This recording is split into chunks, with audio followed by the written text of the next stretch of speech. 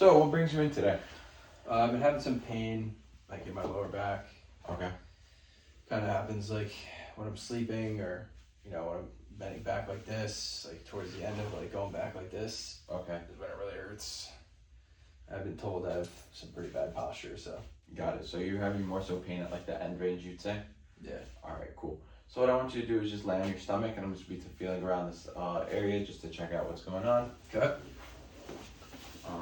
Just to start off here, I'm going to be checking out the surrounding musculature, noting some hypertonic erector spinae, as well as a hypertonic QL as well. Now I'm going to be checking out some of those segment by segment. So I'm going to go here, T12, L1, L2, L3,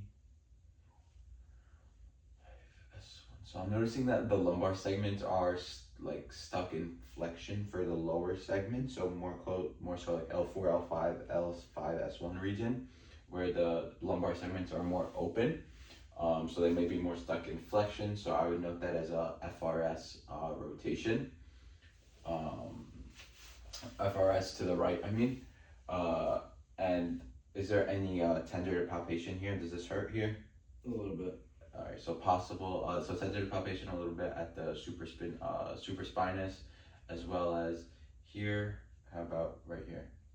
Yeah, a little bit. A little bit at the iliolumbar ligament as well. So what I want you to do now is I want you to stand up really quickly for me. And I'm just gonna have you move into some into extension. So from here, what I want you to do is extend back. Any pain with that? Yeah. Got it. So now what I want you to do is extend back. Now lean to the right. Any pain there? No. Not too bad. Now go to the left. Extend, and now go to the left. Yeah. Pain there? Yeah. Range of motion is more so limited on that left side. So now what I want you to do is side bend to your left, and now extend. So once again, range of motion is limited, but you could rest. Range of motion are both limited, but I'm not noticing a range of motion discrepancy. So go to your right and extend. Good. Any pain? Not too much. So yeah, like I said, this would be a negative H&I test due to range of motion both being limited. More so an extension and left side bending being limited. I want you to lay on your back here. I'm going to be doing a local muscle assessment. So what I'm going to do is check out those transab, make sure it's firing. So from here I'm going ASIS, working my way through EO-IO-TA. And now what I want you to do is imagine like you're blocking the flow of urine. Good, so it appears transab is firing well. Now flip over onto your stomach. I'm going to be checking over that multifidus. So I'm going to go over to that right side multifidus. Now imagine you're lifting up your left leg. And multifidus fires just fine there. Cool, so now what I want you to do is stand up. I'm going to be going into that same extension activity, but now I'm applying a BMC at the L4, at the L5 S1 region. So from here, I'm going to go to the S1 position so I could get relative extension and closing of that segment. And we'll be applying, you can turn to your right a little bit. Yep, and now I'm just going to be applying that up glide force here. Now extend back. Is that same, better, or worse with your pain? Better. Better. So range of motion did improve as well, so I would note that as a positive BMC there. So now I'm going to go into my column 3 assessment. So what I want you to do is lay on your side facing the wall that way.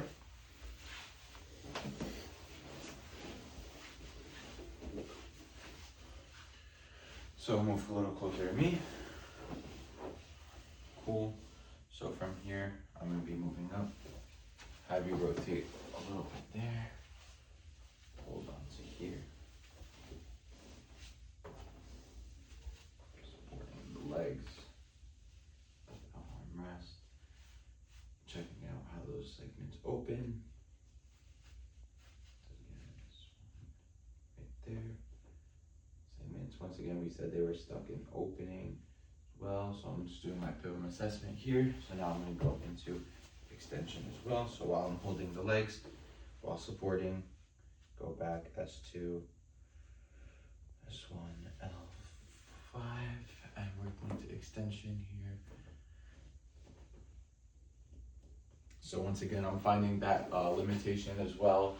So that helped a little bit as well with the at the end range, and then also I applied the PAVM with the end range feel, so it'll be a positive PAVM, and now from there I'm just going to be applying a side bend moment as well. So from here you can just relax,